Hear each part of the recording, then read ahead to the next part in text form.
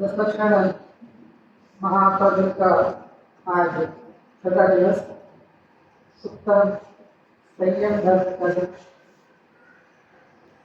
हम अपने जीवन में यहाँ तो मुनिराजों की चर्चा है कि उत्तम शब्द लगा सम्यक दर्शन के सहित जो संयम आदि के पालन करते हैं तो मुनिराजों की चर्चा की गई है इन धर्मों में।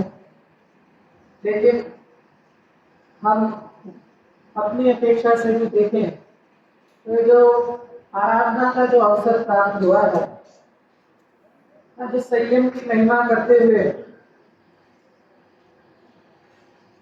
हम सभी ने पंचकर्णा देखे ना। पंचकर्णा के अंदर जब भगवान की दीक्षा पालकी उठाने का अवसर आता है तो दीक्षा पालकी उठाने के समय न जो देवों और राजाओं के बीच का जो विवाद दिखाया जाता है, वहां जो दृश्य दिखाया जाता है, यहाँ सौधर्म इंद्र कहता है कि आप मेरा पूरा वैभव ले लो लेकिन एक समय की मनुष्य पर्याय। कितने पंचकर्णा देख लिए हमने, कितने देख लिए होंगे। आजकल तो बहुत होते हैं ना, कितनी बार ये दृश्य देखा होगा ना, 10-20 बार तो देख लिया ना, इतनी बार दृश्य देखा लेकिन फिर भी लगता क्या है कि वो जो जिनने बोली लिए ना ये तो उनकी बात है ना। हम तो खाली नीचे बैठकर ताली बजाने के लिए है। क्या करते हैं वहां पर, ताली बजाते हैं ना, लोग गायक अच्छे से बोलता है और हम यहाँ पर ताली बजाते हैं।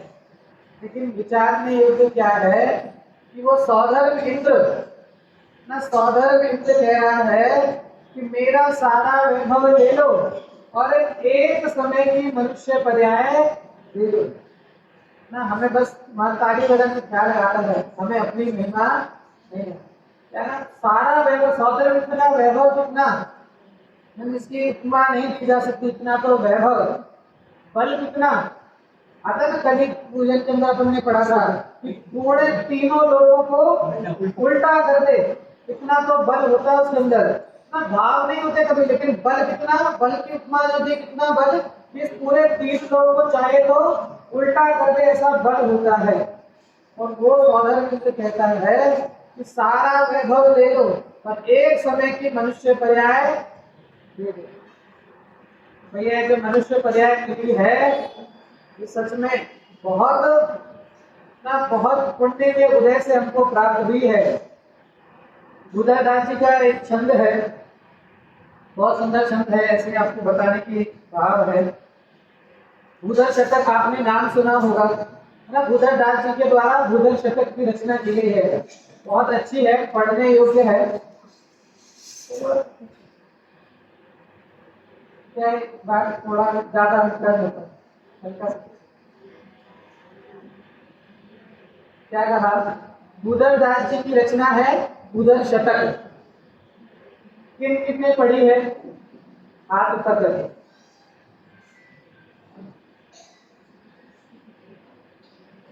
मुझे लगा 1-2 तो हाथ ऊपर होंगे, है ना।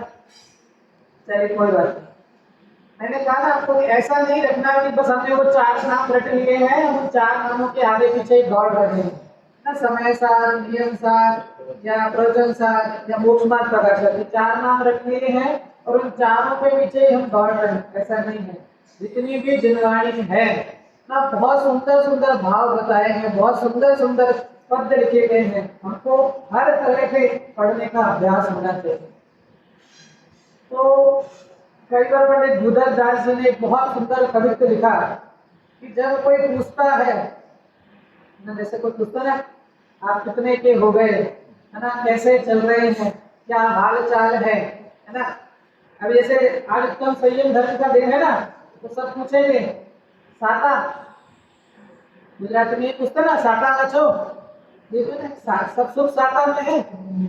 तो पंडित जी ने कहा जब कोई ऐसे पूछता है कैसे हो, तब मुझे कैसा लगता है। उन्होंने कवित्व लिखा, जो दिन कटे सोई आयु में अवश्य घटे, बूंदे बूंदे होते जैसे अंजलि को जल है।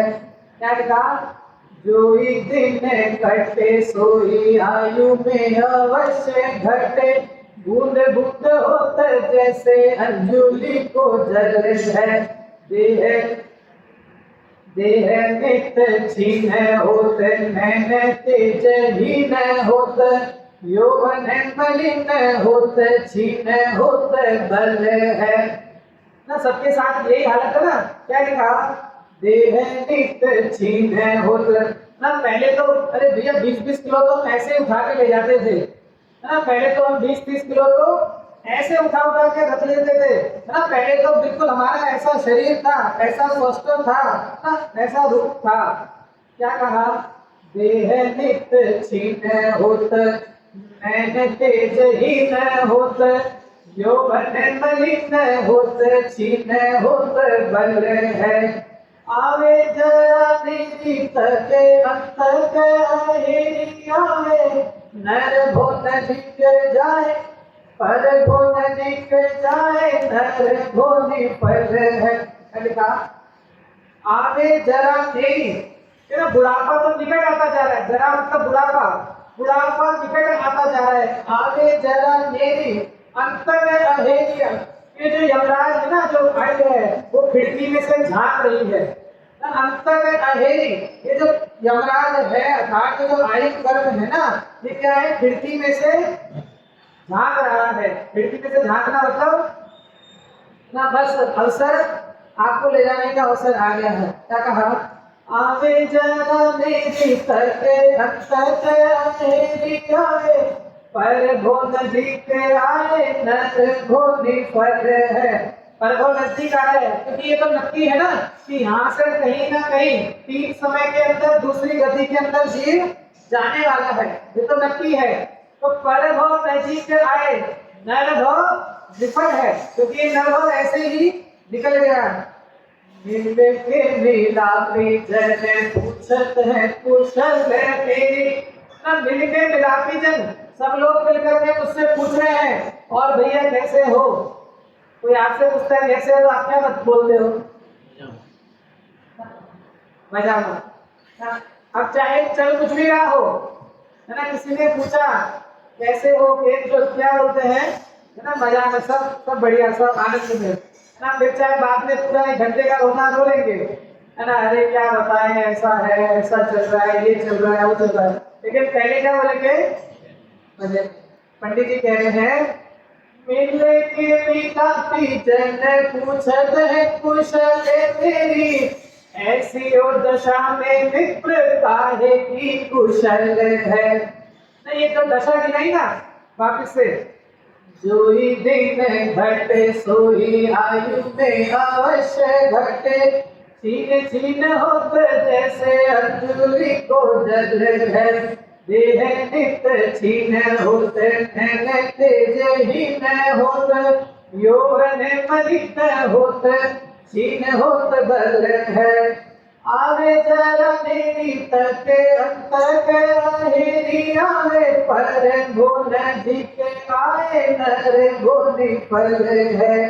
ऐसे ओ दशा मिल के मिलापी जन पूछल है कुशल तेरी, ऐसी दशा मांगी मित्र काहे की कुशल है। ऐसी दशा किसकी चल रही है? किसकी दशा चल रही है? मेरे साथ भी हो रहा है कि नहीं हो रहा? देह इतनी क्षीण होती जा रही है ना, पहले आंखों से इतनी दूर का दिखाई देता था, अब ना तो अब चश्मा लगाना पड़ रहा है। थोड़े दिन बाद इसके नंबर बढ़ते जाएंगे, है ना, फिर कैटरेक्ट का ऑपरेशन करवाना पड़ेगा, फिर उसके बाद और धीरे धीरे दिखना बंद हो जाएगा। अब नैन तेजहीन होत यौवन, ना जिस यौवन के भरोसे बैठा, यौवन मलिन होत क्षीण होत बल है, बुढ़ापा नजदीक आता जा रहा है और आयु कर्म समाप्ति की ओर है। और ऐसी दशा में, है ना, मुझसे मित्रजन पूछ रहे हैं और बताओ कैसे हो? क्या कहना? ऐसी हो दशा माही मित्र काहे की कुशल है ना? किस बात का आनंद है? किस बात के आनंद में तुम कह रहे हो मजा ना है ना? किस बात का मजा है, किस बात का आनंद है? आज उत्तम संयम धर्म का दिन है, हमारे पास अवसर है। जिस मनुष्य देह के लिए देवता भी स्वर्गण भी तरसते हैं, वो उत्तम देश उत्तम देह हमको प्राप्त हुई है, वो मनुष्य पर्याय हमको प्राप्त हुई है कि अपने जीवन में, है ना, संयम को हम धारण करें। और उस संयम को धारण करके, क्योंकि बिना संयम के, बिना संयम को धारण किए मोक्ष पाना संभव नहीं है। तो हम भी जीवन में भावना ये रखें, कब वो दिन आए ना संत साधु बन के विचरूं, वह घड़ी कब आएगी, चल पड़ू मैं मोक्ष मग में, वह घड़ी कब आएगी। उस घड़ी का इंतजार, है ना, इंतजार मतलब अब शाम का विषय लगाना, काल बुद्धि भविष्यवक्ता के भरोसे नहीं बैठना, अपना पुरुषार्थ आगे रखना और संयम की भावना भाना। अपना चलता हुआ विषय कुंद आचार्य देव के द्वारा रचित समय शास्त्र भागम, जिसकी 153 नंबर की गाथा के ऊपर आज चर्चा करनी है। 152 नंबर की गाथा का टीका शायद कल नहीं पड़ी थी, वो टीका पढ़ देते हैं और उसके बाद 153 नंबर पे चर्चा करेंगे। 152 का जो गुजराती पद्यानुवाद है वो आप सब एक बार पढ़े।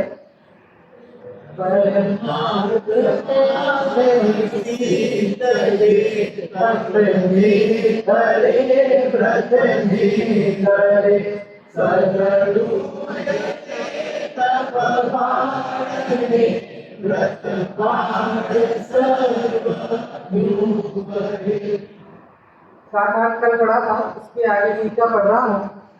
आगम में भी ज्ञान को ही मोक्ष का कारण कहा है, ऐसा सिद्ध होता है ना। जो पहले 104 नंबर के कलश के जो विषय प्रारंभ किया ना, 104 नंबर का कलश, फिर 151 नंबर की गाथा कि ज्ञान मात्र ही मोक्ष का कारण है।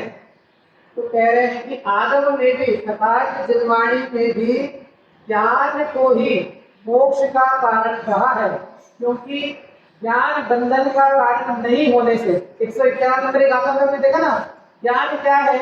ज्ञान शुभ अशुभ कर्म का बंध का कारण नहीं है, क्योंकि जो बंध का कारण होगा, अगर ज्ञान को बंध का कारण कहोगे तो फिर उससे मोक्ष की प्राप्ति कैसे होगी? यदि आप ज्ञान को ही बंध का कारण कह दोगे तो फिर मोक्ष की प्राप्ति उससे कैसे होगी? इसलिए कहा कि आगम में भी कहा है कि जो ज्ञान है ना, जो सम्यक ज्ञान, ज्ञान किसको लेना? सम्यक ज्ञान जो है ना, जो सम्यक दृष्टि जीवों के भेद विज्ञान पूर्वक जो ज्ञान प्रकट हुआ है, सम्यक दृष्टि को जिनवाणी में स्वार्थी कहा। क्या कहा? स्वार्थी कहा। हम स्वार्थी हैं कि नहीं है? होना चाहिए ना। आप भी बोले भैया हर चीज बना देते हैं ना, कभी कुछ कभी कुछ। क्या कहा? स्वार्थी मतलब सेल्फिश, सेल्फिश। हाँ, वो तो लग गया स्वार्थी, लेकिन हम वास्तव में स्वार्थी वाले स्वार्थी हैं कि अभी बाहर वाले स्वार्थी हैं? सम्यक दृष्टि के लिए जो कहा ना, श्लोक है नाटक समाचार का ही, स्वार्थ के साचे चित परमार्थ के साचे चित, साचे साचे बहने कहे साचे जय जय भक्ति है। जैन भी किसे कहा? स्वार्थ के साचे परमार्थ के साचे चित, साचे साचे बहने कहे साचे जय जय भक्ति है। काहू के विरुद्ध नाही, परे आए बुद्धि नाही, आत्म गवेशी न गृहस्थ है ना जती है। पढ़ लेना, मैं तो खाली हिंट दे रहा हूँ। मैंने कहा ना 10 दिन में सब कुछ तो नहीं बता सकता, मैं तो थोड़ी थोड़ी हर जगह की आपको इतना ये गोदाम भरा हुआ है। नहीं तो गोदाम का ये तो खाली शोरूम है ना, माल तो कहाँ भरा हुआ है, गोदाम में। ये तो खाली इसका डिस्प्ले है। 10 दिन में तो खाली डिस्प्ले दिया जा रहा है आपको कि उसको गोदाम में जो माल भरा है वो माल किस जाति का है, उसका मात्र आपको डिस्प्ले दिखाया जा रहा है। ये जो माल है ना, गोदाम में जो माल भरा है वो इस जाति का माल है ना। डिस्प्ले देखकर वो माल की महिमा आती है कि नहीं आती ना। दुकान में ऐसे गोदाम तो अलग होता है जिसमें सब कुछ माल भरा रहता है, लेकिन डिस्प्ले में खाली एक पीस लगा दिया जाता है ना, एक पीस ना। ग्राहक पीस को देख करके ना ये माल कैसा है, माल कैसा है। तो ये 10 दिन तो बस वो डिस्प्ले के दिन है। माल तो इतना जिनवाणी में भरा है। मैं तो मात्र आपको अलग अलग शास्त्रों की थोड़ी थोड़ी बातें बताकर आपको उस माल की सुगंध दे रहा हूँ ना। वो तो पूरा गुलदस्ता ऐसा है, मैं तो मात्र आपको उसकी सुगंध का ज्ञान करा रहा हूँ। एक बार आपको उसकी सुगंध तो आ जाए, एक बार जिसमें वो सुगंध आएगी उसको फिर संसार दुर्गंध रूप भाषित होगा। क्या कहा? जो सम्यक दृष्टि है वो कौन है? स्वार्थी है। कैसे स्वार्थी है? क्या कहा? स्वार्थ के साचे चित्त ना। स्वार्थ कैसे? स्वअर्थी। स्वार्थी मतलब स्वअर्थी, जिनको इस संसार से कोई लेना देना नहीं है ना। संसार से कोई लेना देना, संसार में रह रहे हैं। विशेष क्या बात, क्या ऐसा नहीं है कि अभी वो समाशरण में जाकर विराजमान हो गए, उसकी चर्चा नहीं है तो हमको लगता है वो तो भगवान बन गए ना, उनके तो कर्म नाश हो गए। ऐसा नहीं। अभी वर्तमान के अंदर इस संसार में पड़े हुए होने के बाद भी कैसे हैं? स्वार्थी हैं। कैसे स्वार्थी? स्वयं के अर्थी हैं। अर्थात ना उन्हें कल किसने कहा था ना कि सभी, हाँ बाबूजी ने कहा था कि सभी की आत्माओं में ज्ञान है, लेकिन धन्य है वो आत्माएं जिनके ज्ञान में आत्मा है ना। सभी आत्माओं में ज्ञान तो है, क्योंकि अगर ज्ञान निकाल दिया जाए तो द्रव्य ही नहीं बचे। तो ज्ञान को बोलने का ना असाधारण लक्षण है, जीव द्रव्य का असाधारण लक्षण है। तो सभी आत्माओं में ज्ञान तो है, लेकिन धन्य है वे आत्माएं जिनके ज्ञान में है। ज्ञान में आपको ना जिनके प्रति समय उस ज्ञान में उस आत्म तत्व का घोलन चलता है। नियम इसी समय सार के अंदर 31वें नंबर के कलश में लिखा कि जब जीव को सम्यक दर्शन की प्राप्ति होती है, ज्ञान की प्राप्ति होती है, भेद ज्ञान जब इसमें प्रकट होता है, तब उसमें अंतिम शब्द लिखा आत्म आराम एवं। क्या कहा? आत्म आराम एवं, कि आत्मा को आराम करने के लिए आत्मा ही शेष बचा। नियम सार में लिखा ये जो आत्मा अब तक बाहर क्रीड़ा जो कर रहा था ना, उस आत्मा को क्रीड़ा करने के लिए, घूमने के लिए आत्मा रूपी उपवन ही शेष बचता है। आत्म आराम एवं, आत्मा ही कब? जब ये जीव ज्ञान रूप में प्रकटन करता है, ज्ञान स्वभाव में आत्म तत्व को जानता है, तब इस आत्म तत्व को रमण करने के लिए ना श्रीमद जी का उदाहरण आता है ना। श्रीमद जी को सुनाता ना, हमारे 2 बगीचे हैं। सुना होगा ना सभी ने, हमारे 2 बगीचे हैं, हम एक में तो पानी देते हैं। अब वो स्टोरी भी तो सबने सुनी होगी है ना। किसी ने कहा श्रीमद जी से कि जैसे वो लौकिक में चलता ना, वो एक ऐड आता ना, क्या हाल बना रखा है, कुछ लेते क्यों नहीं। तो किसी श्रीमद जी की आपने फोटो वगैरह देखी हो ना, तो काया कैसी, बिल्कुल क्रश काया। तो किसी ने कहा कि ये क्या हालत बना रखी है, कुछ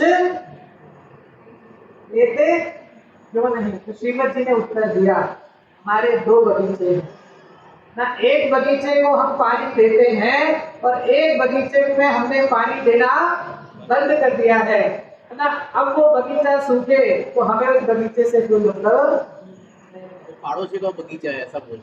हमारा पड़ोसी बगीचा का ऐसा सही बात है ना। पड़ोस क्योंकि ये देख 9 कर्म के अंदर आती ना, और मेरा तो संबंध है नहीं, मैं तो कैसा हूँ, मैं तो इन सबसे भिन्न तत्व हूँ। लेकिन वो बगीचा, हम तो पड़ोसी के बगीचे को भी हड़पना चाह रहे हैं ना। हमारी दिशा तो ऐसी है कि हम तो पड़ोसी का जो बगीचा है ना, और उसमें पाल भी लगी हुई है ना, वो लगी है, क्योंकि जितने भी संयोग मिले वो संयोग सब वियोग को लेकर आए हैं ना। सारा संयोग वियोग को साथ में लेकर आए हैं।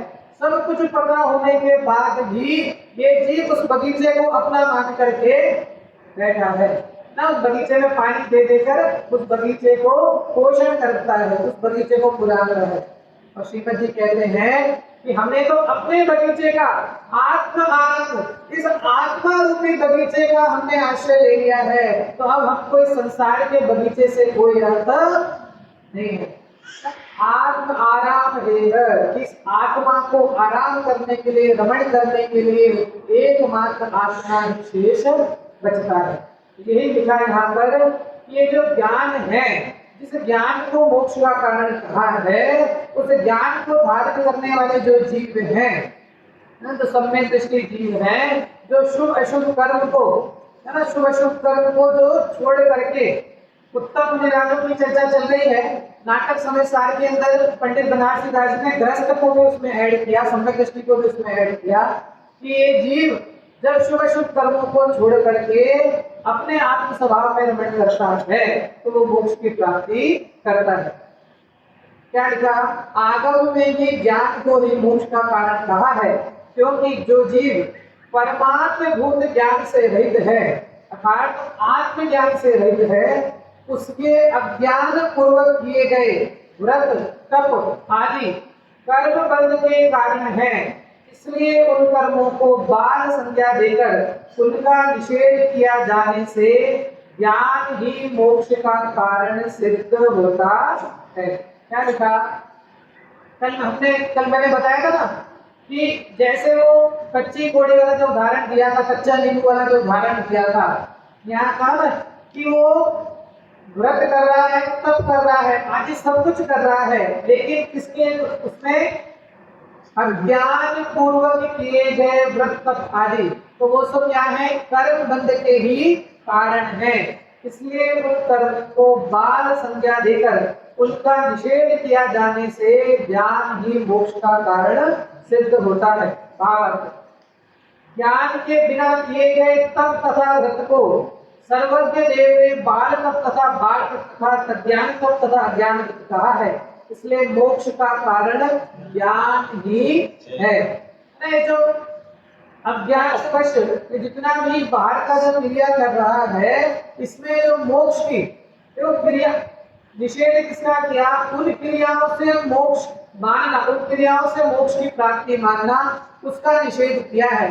क्योंकि ये सब कैसा है, जैसे कहते हैं ना, इंद्रिय सुख के लिए उपमा दी जाती है। इंद्रिय सुख कैसा है? शास्त्र में इंद्रिय सुख कैसा है? दादाजी के घोड़े के समान है। दादाजी का घोड़ा समझते हैं? दादाजी का घोड़ा क्या होता है? आपके घर में जो छोटे होंगे ना, नाती होंगे, नाती पोते ना, बिल्कुल छोटे छोटे, तो वो जैसे है ना, अब ये कहते हैं ना कि मूल से ज्यादा ब्याज प्यारा होता है। अब ये तो सब समझ गए ना, मूल मतलब बेटा और ब्याज मतलब पोता, जो भी वो ज्यादा। अब वो क्या करता है कि अब जैसे दादाजी आए मंदिर से, है ना, अब दादाजी को लेकर क्या बनो? घोड़ा बनो, है ना। गुजराती में तो वो पंक्ति भी आती है ना, दादा को घोड़ो की दो, इनो पे डंगोरो की दो, ऐसा भी आता है ना। हाँ, दादा को डंगोरो लीडो तेनो तो मैं घोड़ो की दो, नहीं आता है ना। क्या वहां घोड़ा है कि नहीं है? लेकिन वो जो बैठा है वो तो घोड़ा मान करके ही बैठा है ना, बिल्कुल घोड़ा। मैं किसी ऊपर बैठा हूँ घोड़े पे, अपने हिंदी में बोलते ना, चल मेरे घोड़े टिक टिक टिक, है ना, चल मेरे घोड़े टिक टिक टिक, ऐसा सब कुछ करता है, बिल्कुल घोड़ा चलाता है ना, घोड़े के ऊपर उसको बैठ करके। लेकिन वो घोड़ा है कि नहीं है? घोड़ा है कि, लेकिन उसने मान्यता में माना है ना कि मैं इस घोड़े पे बैठा हूँ। ऐसे ही ये जितने भी है ना इंद्रिय सुख आदि हैं उनको शास्त्र में ना उसी घोड़े के समान उपमा दी है कि वो वास्तव में है नहीं, लेकिन इस जीव ने उस इंद्रिय आदि से सुख की कल्पना मात्र की हुई है। सुख है नहीं, क्या की हुई है? कल्पना मात्र। जैसे वो दादाजी का घोड़ा घोड़ा नहीं है, लेकिन वो कल्पना मात्र में उसमें घोड़ा बन के बैठा है। ऐसे ही हम सभी ना, जैसे कल उदाहरण दिया ना, जैसे वो पागल ना, जैसे वो पागल। कौन पागल? डरना नहीं, बोलना। क्योंकि एक इस संसार में दशरथ में क्या कहा, कौन पागल? जो कल उदाहरण थे ना, उसी उदाहरण के आगे एक उदाहरण और दिया है। मैं आपको होमवर्क दे रहा हूँ। मोक्ष मार्ग प्रकाशन के तीसरे अधिकार में जो दर्शन मोहिनी की अवस्था लिखी है ना, वहां पर ये दो उदाहरण आप पढ़ना। कल जो एक उदाहरण दिया और एक दूसरा उदाहरण खाली हिंट आपको दे रहा हूँ कि जैसे कोई पागल ना, पागल ही कहा ना, जैसे कोई पागल किसी वृक्ष के नीचे बैठा है ना, किसी वृक्ष के नीचे बैठा है और उसी समय है ना कोई राजा की सेना वहां से गुजरे और वहीं पर विश्राम करने के लिए अपना सब वो लगाए है ना, जो आशियाना टेंट सब तंबू गाड़े। अब वो पागल क्या समझता है कि ये जो सेना है वो किसकी है? मेरी है ना। जो पागल वृक्ष के नीचे बैठा था, क्या समझता है? सेना किसकी है? मेरी है। और कुछ समय के बाद जब वो पूरा पड़ाव उठता है ना, वो तो थोड़े समय तक ठहरी थी, अब वो राजा के आदेश से वो सेना जब वापस जाने लगती है, तब ये पागल इधर उधर है ना सबको पकड़ना चाहता है, सबको रोकना चाहता है, लेकिन है ना वो तो पर के अधीन होने से उसका तेरे में कुछ होता नहीं है। और जब ये पड़ाव उठ के जाने लगता है, तब उसको देख करके ये पागल क्या लिखा? महाखेद खिन्न होता है। कौन है वो पागल? ना अंत दिन तक तो आपको लगने लगेगा है ना। अच्छा, हाँ, वो कह रहे हैं कि भैया भगवान बनाना था, आप पागल बना रहे हो। अपने इस पागलपन का ख्याल आएगा ना, तो वो भगवान बनने का मार्ग खुलेगा। इस संसार के पागलपन का ख्याल आ गया ना एक बार, तो फिर वो भगवान बनने का मार्ग खुल जाएगा। यहाँ है कोई पागल खाना है बड़ोड़ा का? नजदीकी आप जहाँ रुके वहाँ नजदीकी हो। हाँ, तो मात्र बाहर रहने वाले पागल ही पागल नहीं है। मैंने कहा बाहर रहने वाले पागल ही पागल नहीं है। इस संसार की अवस्था ही ऐसी है।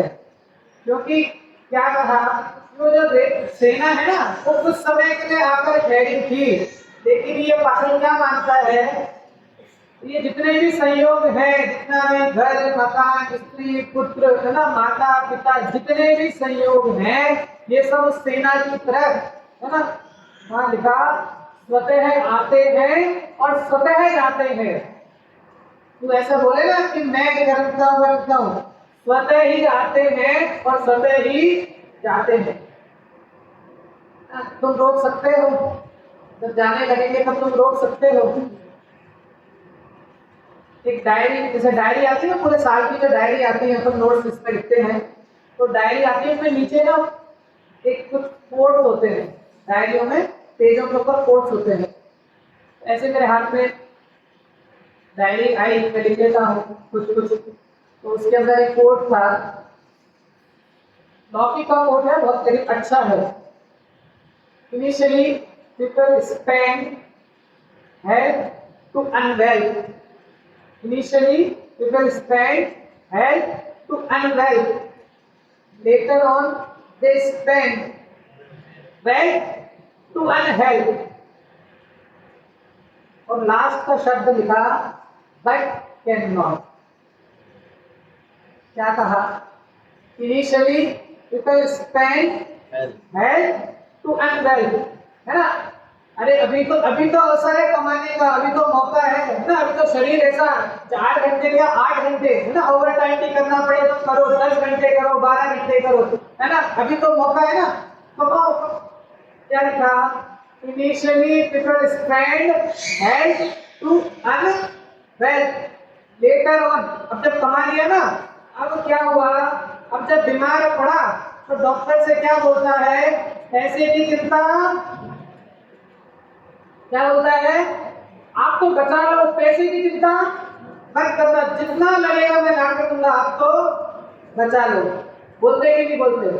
यही बोलते हैं डॉक्टर से हॉस्पिटल में जाकर कि आप पैसे की चिंता मत करना, जो लगे जो बने आप तो करो, आप तो करो। Later on they spend wealth to earn health, लेकिन लाइन बट cannot, लेकिन नहीं कर सकते। किसकी दशा है? हमारी दशा है ना।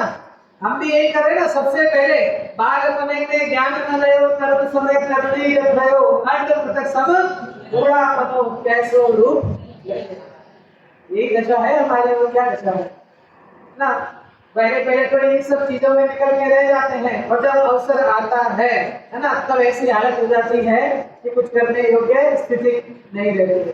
इसलिए भैया प्रति समय, क्योंकि आयु कर्म का भरोसा नहीं है। देव और नरकों में तो फिर भी अच्छा है कि उनकी तो भविष्यवाणी आयु अंत के समय में बनती है ना। देव और नरक में तो अंत के जो 6 माह का समय बताया ना, उसमें आयु बनती है। लेकिन अपने मनुष्य में तो आयु के जो 3 बार जो बनने का वो बताया ना, वो किस समय बनेगी इसका कोई ठिकाना नहीं है ना। इसके लिए प्रति समय चेत के जागृत अवस्था में रहने की आवश्यकता है।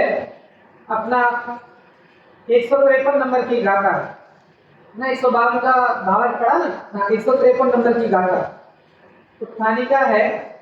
अब यह कहते हैं कि ज्ञान ही मोक्ष का हेतु है और अज्ञान ही बंध का हेतु है, यह नियम है ना। देखो उसी बात को और पुष्ट करते जा रहे हैं। सबसे पहला जो विषय क्या है? ज्ञान ही मोक्ष का कारण, ज्ञान ही मोक्ष का कारण। तो उसी को आचार्य और गाथाओं से स्पष्ट करते जा रहे हैं।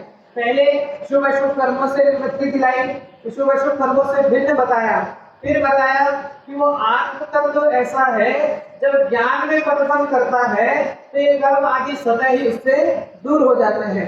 फिर बताया कि उस आत्मा को ज्ञान कहो चाहे ज्ञान को आत्मा कहो, दोनों एक ही बात है। अब कह रहे हैं कि ज्ञान ही मोक्ष का हेतु है। क्यों? क्योंकि अज्ञान, उसके सामने अज्ञान, दोनों अलग, ज्ञान अज्ञान। ज्ञान ही मोक्ष का हेतु है और अज्ञान ही बंध का हेतु है, यह नियम है। एक बार गाथा पाठ करते हैं। वदे नियमानि भरन्ता श्रीलानि तम जगुवन्ता परमक्ष बाहिराजे निर्वाणं तेन वेदन्ति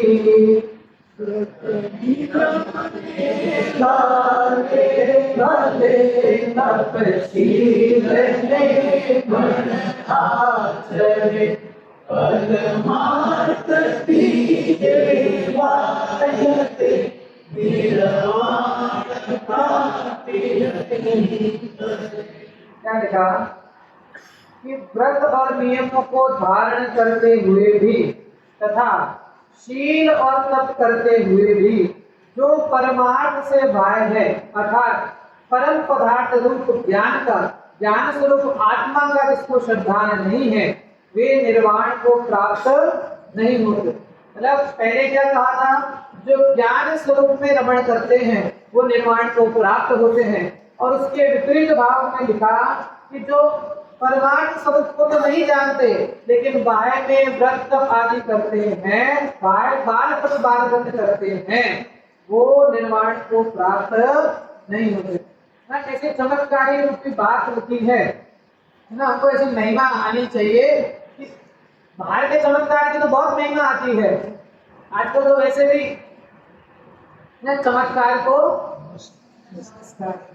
आजकल तो ट्रेंड ये चल रहा है ना, चमत्कार को नमस्कार है आज इसमें पूजन में आया था ना, भाई साहब ने वो रिद्धियों के टाइम बताया भी था कि मुनिराज को ना कभी आप 64 रिद्धियों का वर्णन पढ़ना, अपनी जो पूजा की टीका निकल आता है सत्या प्रकंपा तदुपयोग लोभा स्फुरन मनाया तो उसके अंदर पूरी रिद्धियों का वर्णन है, उसके अंदर भी आप पढ़ना कभी 64 रिद्धियों का। तो पहले तो ये लिखा कि जिनको रिद्धियां चाहिए उनको रिद्धि प्राप्त होती नहीं, और जिनको रिद्धियों से मतलब नहीं उनको रिद्धियां स्वतः ही प्रकट हो जाती। कैसी कैसी रिद्धियां ना, अक्षीण महानस रिद्धि कि जिस पात्र के अंदर मुनिराज का भोजन हो, जिस पात्र के अंदर मुनिराज आहार कर जाए, मतलब जिसमें उनके आहार रखा हो, उसके बाद चक्रवर्ती की सेना भी आकर के आहार कर जाए तो भी वो पात्र खाली नहीं होता। कैसी कैसी रिद्धियां ना, शरीर को इतना हल्का कर ले ना, रुई से भी ज्यादा हल्का कर ले ना, शरीर को इतना संकुचित कर ले ना, कमर के अंदर भी बैठ जाए, इतना हल्का इतना संकुचित कर ले, इतना विस्तारित कर ले कि तीनों लोक बराबर में विस्तार कर ले। ऐसी ऐसी तो रिद्धियां होती हैं। ऐसी भी रिद्धि है कि देखने मात्र से सामने वाला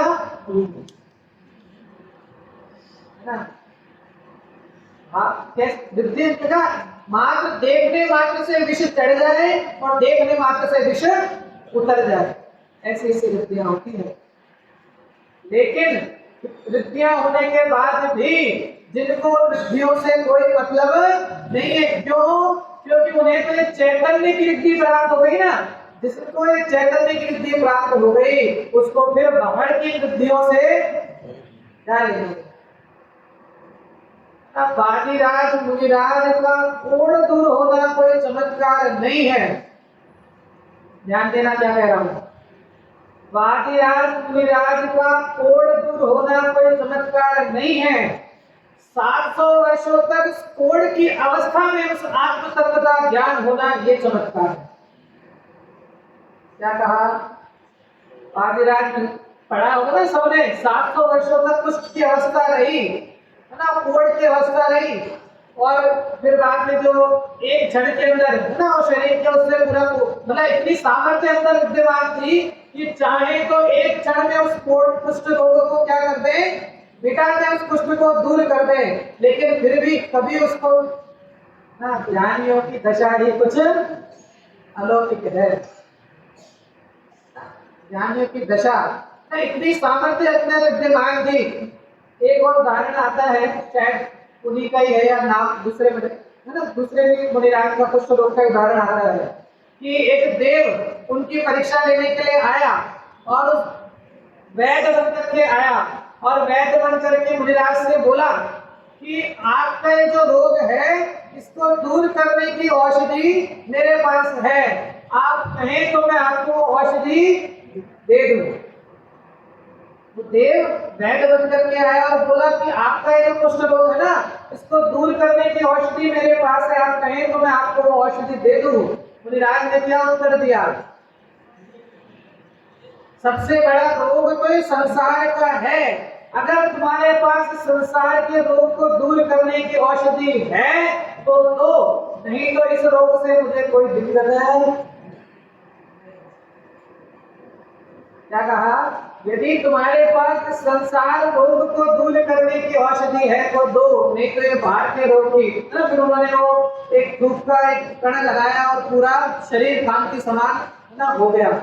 ऐसी ऐसी ज्ञानियों की दशा है। श्रीमद जी ने कहा है ना, जाने पाम्या परम मित्रनो योग ना, जंगल में मुनिराज ध्यान करते हुए बैठे हैं और सामने से सिंह चला आ रहा है। सामने से कौन? शेर चला आ रहा है। हम एक मजाक में वो नहीं दे देते कि आपके सामने शेर आ जाए तो आप क्या करोगे? हम क्या बोलते हैं, जो करना है शेर को करना है, हमें क्या करना है ना। लेकिन क्या कहा श्रीमद जी ने, क्या लिखा? जाने पाम्या परम मित्र नो योग। ये जो सिंह आ रहा है ना, वो क्या करेगा? अधिक से अधिक क्या करेगा? इस देह का ही भक्षण करेगा ना, अधिक से अधिक क्या करेगा? इस देह का ही भक्षण करेगा। और ये देह तो मुझे संसार में अटकाने का कारण है, ये देह तो क्या है, इस देह के वशीभूत होकर मैं क्योंकि जितनी भी क्रिया चल रही है, खान पान की ये जितनी भी क्रिया चल रही है, इस देह के पोषण के लिए चल रही है।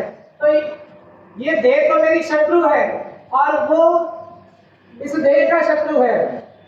कहते हैं ना, दुश्मन का दुश्मन दोस्त। हम कभी गुट बना लेते ना, अरे तुम्हारी सिर्फ इससे दुश्मनी है, आ जाओ हमारे हमारे थोड़े में आ जाओ, हमारे ग्रुप में आ जाओ, है ना।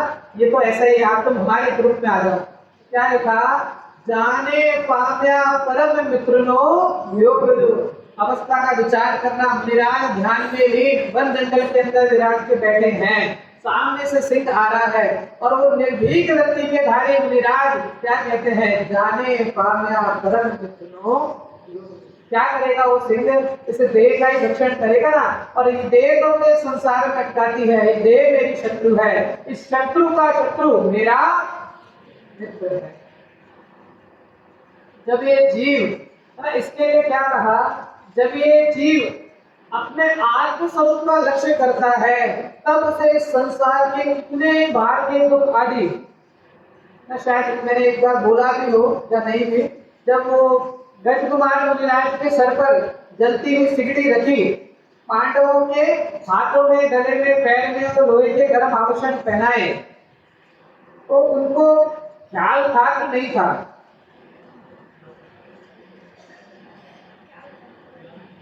वापिस से प्रश्न पूछ रहा हूँ।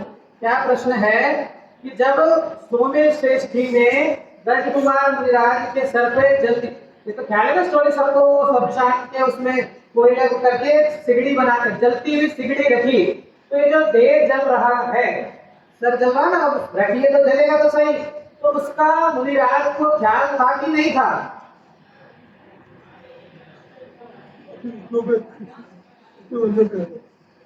तो ख्याल तो था, क्योंकि जल रहा है ना, तो ज्ञान में तो आ रहा है, जल तो रहा है, लेकिन लक्ष्य जो था, जो उपयोग जो था, वो उपयोग तो बाहर की तरफ नहीं होकर के इस अंदर आत्म तरफ तत्व की तरफ था, है ना। उपयोग कहाँ था, इस अंदर आत्म तत्व की तरफ था। जैसे कल शाम को मैंने उदाहरण दिया ना कि आप कहीं घूम रहे हो और आपके लग जाए, खून आ जाए, लेकिन आपका लक्ष्य नहीं है, आप कुछ कार्य में बिजी हैं, तो आपको पता ही नहीं पड़ता है, अरे लग भी गई, खून भी निकल गया, कुछ भी हो गया, आपको पता, खबर ही नहीं है ना। तो ऐसे मुनिराज का क्यों खबर नहीं पड़ी, क्योंकि लक्ष्य हमारा दूसरी तरफ है ना। तो ऐसे जो मुनिराज है ना, जिनके ऊपर उपसर्ग आदि हुए, उन्होंने उपसर्ग के काल में इस आत्म के लक्ष्य को, फर्क को छोड़ करके स्वयं का लक्ष्य किया। इसके लिए कहते हैं कि उनको वो सिगड़ी भी मोक्ष की पगड़ी लगती है, उनको वो सिगड़ी भी मोक्ष की पगड़ी लगती है। तो ऐसे जो मुनिराज जब ज्ञान स्वरूप के आत्म तत्व में लीन होते हैं, तो मोक्ष को प्राप्त करते हैं। और उसके विपरीत जो अज्ञान भाव ज्ञान अवस्था में है, वापिस से क्या लिखा कि जो व्रत और नियमों को धारण करते हुए भी, तथा शील और तप करते हुए भी जो परमार्थ से बाहर हैं, अर्थात परम पदार्थ रूप ज्ञान का, ज्ञान स्वरूप आत्मा का जिनको श्रद्धा नहीं है, वे निर्वाण को प्राप्त नहीं होते। मतलब जो मात्र बाह्य की क्रिया आदि में ही अटक कर रह गए हैं, और जो उस बाह्य की क्रिया से ही, जो कहीं पे जिनवाणी में ऐसा भी लिखा कि जो मोक्ष का सुख कैसा है, तो उपमा दी है, स्वर्ग से अनंत गुणा सुख है।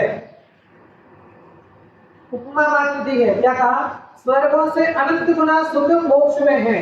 अब ये जीव क्या पकड़ कर बैठ जाता है कि शुभ भाव से किसकी प्राप्ति होती है, स्वर्ग की प्राप्ति होती है ना। थोड़े शुभ भाव से स्वर्ग की प्राप्ति है, तो मैं ज्यादा शुभ भाव करूंगा तो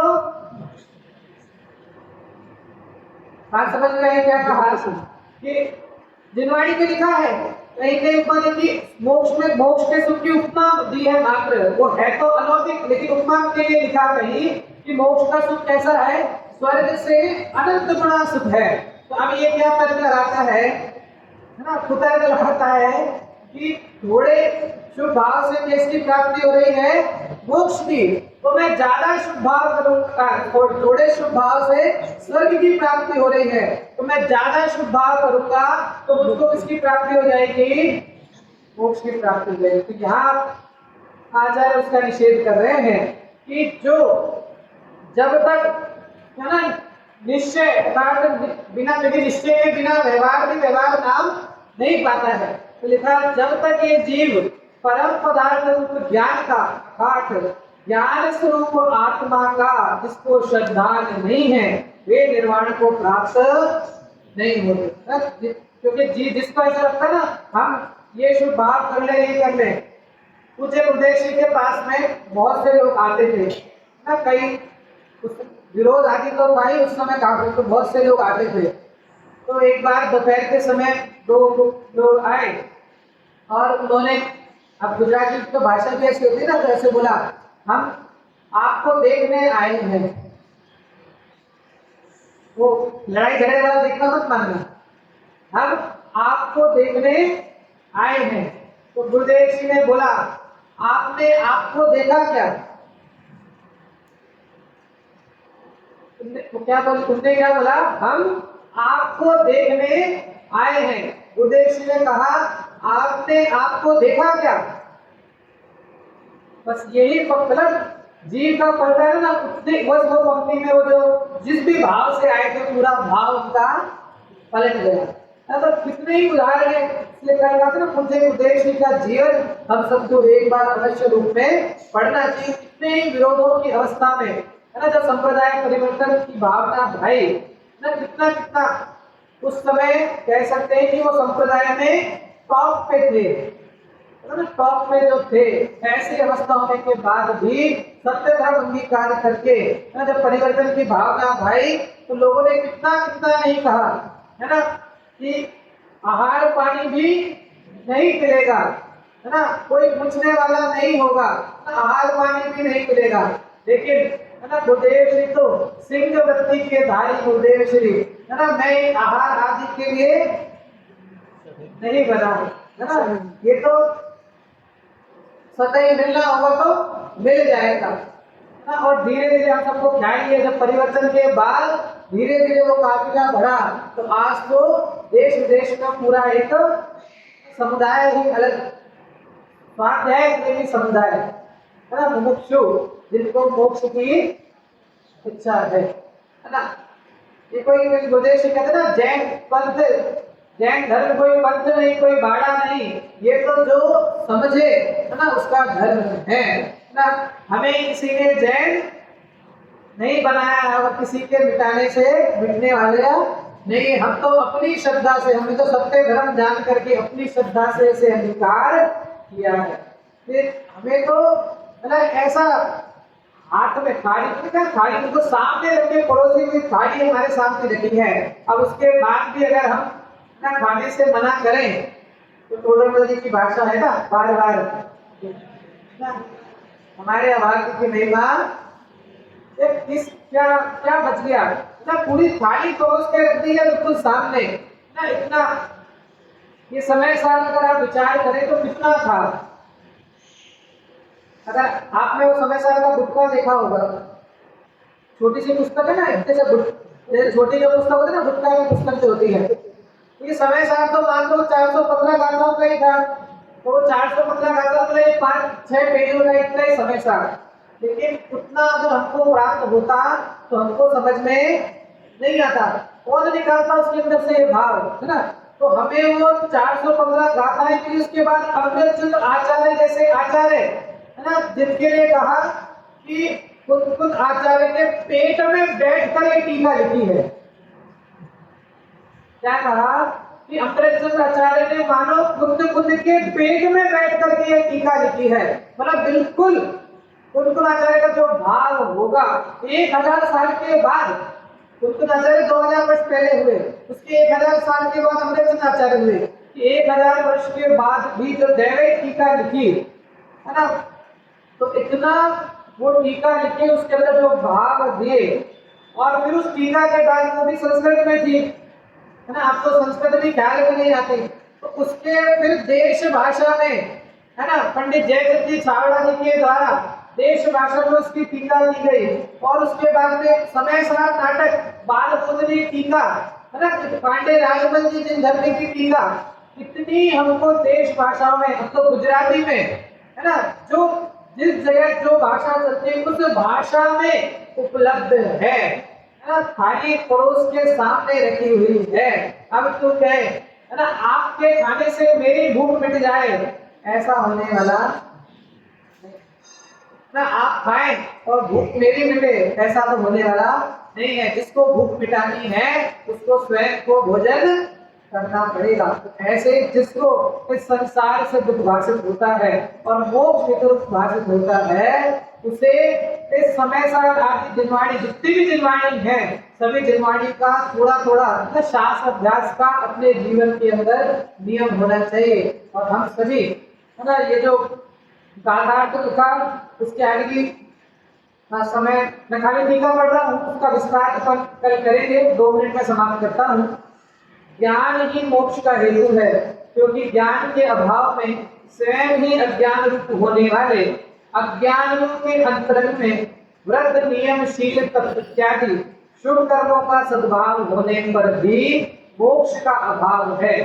अज्ञान ही बंध का हेतु है, क्योंकि उसके अभाव में स्वयं ही ज्ञान रूप होने वाले ज्ञानियों के भाईगत नियम शील तप इत्यादि शुभ कर्मों का असद्भाव होने पर भी मोक्ष का सद्भाव है। और ये इसमें ज्ञान और अज्ञान दोनों की चर्चा की है। इस ज्ञान अज्ञान को समझ करके अपने परिणामों का हम ख्याल रखें ना। उत्तम संयम धर्म का दिन है, अपने परिणामों का सदैव ख्याल रखना। तो ये पूज्य बहन ने वचनामृत में आता है, परिणामों का फल ना मिले तो 14 ब्रह्मांड को शून्य होना पड़े। अभय घोष मुनिराज की कथा आप सबने सुनी होगी ना। अभय घोष जो मुनिराज हैं, जब वो राजा थे तो राजा की अवस्था में एक बार ऐसे अपनी पत्नी के साथ में घूमने निकले ना। राजा थे तो तलवार को साथ में रखते ही थे। एक किसान अपनी पीठ पर कछुए को लाद करके जा रहा था ना, कछुए को लाद करके जा रहा था। पता नहीं क्या मन में आया और वो तलवार निकाली और उस कछुए के हाथ पैर काट दिए है ना। तलवार निकाली, कछुए के हाथ पैर काट दिए। वो कछुआ जो मर करके उन्हीं की रानी के गर्भ से उन्हीं का पुत्र चंडवेग नाम का पुत्र बना। और फिर बाद में अभय घोष जो राजा थे, उनको संसार से वैराग्य हुआ। उन्होंने देवेश्वरी दीक्षा धारण की और वन के अंदर, वन जंगल के अंदर बुरी दशा धारण करके वो व्रत कर रहे थे। उनका जो पुत्र चंडवेग नाम का जो पुत्र था, जब वो बड़ा हुआ और बड़ा हुआ, उसको जाति स्मरण ज्ञान हुआ। जाति स्मरण ज्ञान में पता चला कि जब मैं कछुआ था तो इन्होंने मेरे हाथ पैर काटे थे। और उसने तलवार उठाई। अपने जो ना अभी भव के पिता, लेकिन अभी वर्तमान के अभय घोष मुनिराज, वो वन में ना खड़गासन अवस्था में ध्यान कर रहे थे। चंडवेग आया और उनके हाथ और पैर काट दिए। कहा परिणामों का फल ना मिले तो 14 ब्रह्मांड को शून्य होना पड़े। इसके लिए अपने परिणामों का बहुत ख्याल रखना। किस समय किस तरह किस जाति का बंध हो जाए, इसके लिए प्रति समय हमको जागृत रहने की आवश्यकता है। हम सब जागृत रहें और अपना मोक्ष मार्ग प्रशस्त करें, इसी भाव के साथ।